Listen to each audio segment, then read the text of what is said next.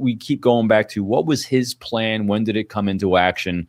So I just go back to the basic fundamental here, the fact that she got manipulated at the very beginning by him. She was groomed by him. She was taken advantage of by him.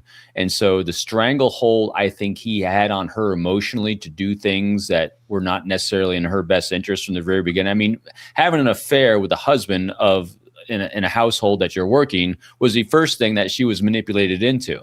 And so from that point on, he had control of her. To the extent of that trauma bonding, who knows at this point, but for her to lie on his behalf because of what she thought was love. But remember, she was brainwashed into thinking this was real.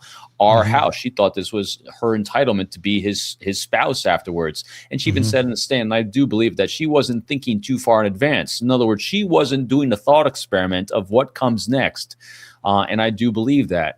So I just think she was a tool in his life. And so we keep going back to what was his plan? When did it come into action?